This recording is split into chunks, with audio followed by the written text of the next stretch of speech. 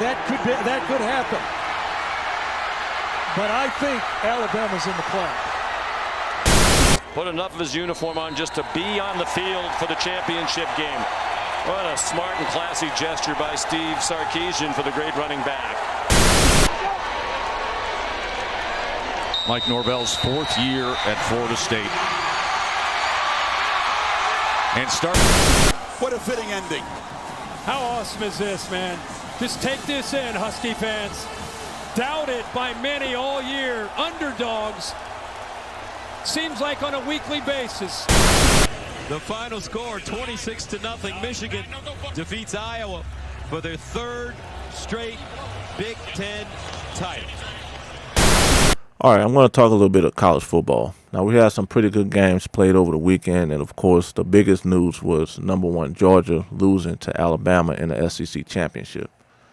Now, that's a big deal, and it was by far the most competitive game compared to the rest, although Florida State was by far the most competitive team.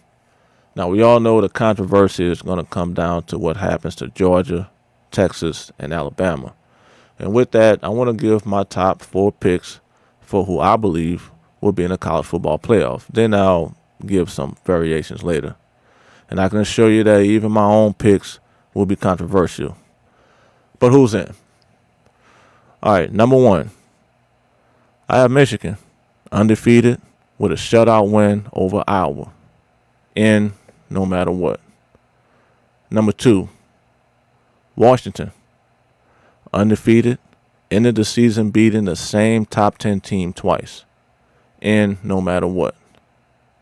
#3, Florida State, phenomenal coaching, resiliency, winning with 2 backup quarterbacks, and most importantly, still undefeated.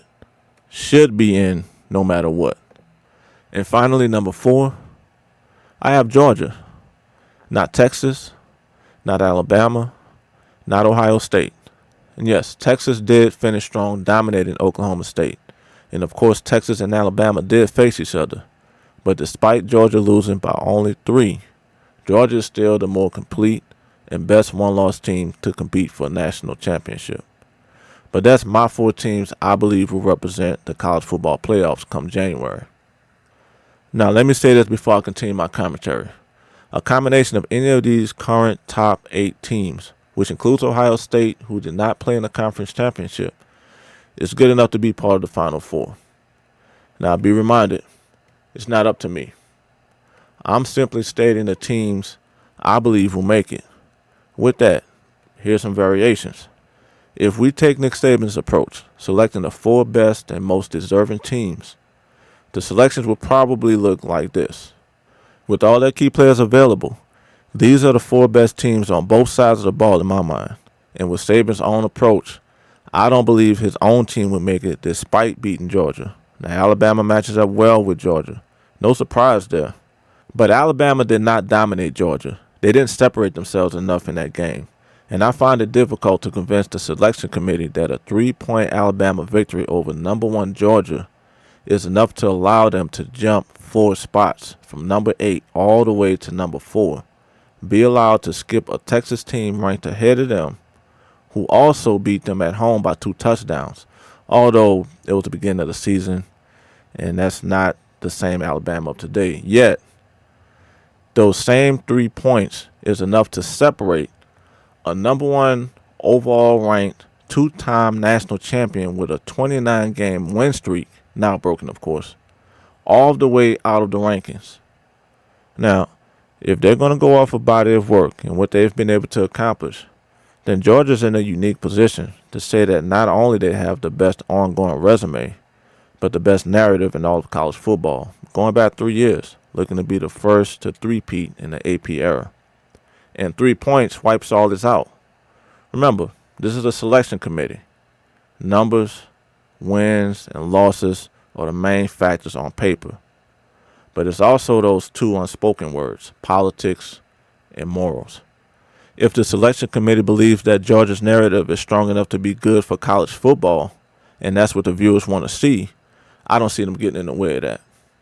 Now, I don't see Alabama as a come-from-behind team. This is not the same offense from last year.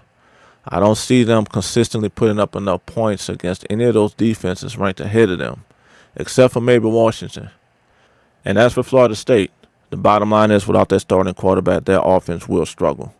You saw their offense against Miami. You saw their offense against Florida. Louisville was just terrible, but give credit to Florida State's defense. They were phenomenal, but they won't have their starting quarterback moving forward.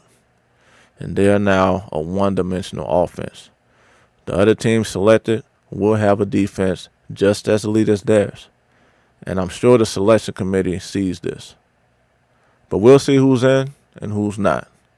Who is your top 4? Let me know in the comments.